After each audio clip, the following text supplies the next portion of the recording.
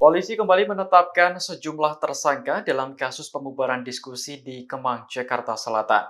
Dengan begitu, total sudah ada 9 tersangka yang ditahan aparat. Kepala Bidang Humas Polda Metro Jaya, Kombes Ade Ari mengatakan, para tersangka baru punya peran masing-masing, mulai dari merusak properti diskusi hingga melakukan penganiayaan terhadap security hotel. Ade menyebut polisi juga masih terus memburu pelaku lain yang diduga terlibat. Sebagai informasi, diskusi yang dibubarkan paksa digelar oleh Forum Tanah Air pada Sabtu 28 September lalu. Sejumlah tokoh nasional hadir seperti pakar hukum tata negara Refli Harun hingga mantan Ketua Umum PP Muhammadiyah Din Syamsuddin. Diskusi tersebut membahas evaluasi pemerintahan Presiden Jokowi selama 10 tahun terakhir. Namun, sekelompok massa menolak diskusi tersebut karena dianggap tidak berizin dan memecah belah persatuan.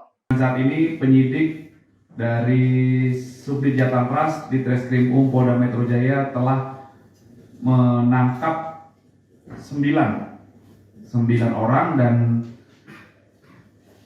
telah ditetapkan sebagai tersangka dan juga telah ditahan dengan persangkaan pasal kekerasan secara bersama-sama di muka umum terhadap orang, kekerasan secara bersama-sama di muka umum terhadap barang. Ya, kami ulangi, yang pertama tersangka YL, yang kedua tersangka WSL, yang ketiga tersangka FMC, yang keempat tersangka RAS, yang kelima tersangka YS, 6 tersangka RR, 7 tersangka MR, 8 tersangka GW, 9 tersangka FEK. Masing-masing perannya antara lain merusak properti, peralatan diskusi, ada banner, ada spanduk, ada yang menarik, mencabut tiang layar proyektor, merusak, kemudian ada yang melakukan penganiayaan kepada petugas security. Ya, 9 tersangka telah ditahan dan diproses. Selanjutnya penyidik masih memburu para pelaku lainnya sebagai bentuk pertanggungjawaban ya Polda Metro Jaya dalam memberikan rasa aman kepada masyarakat.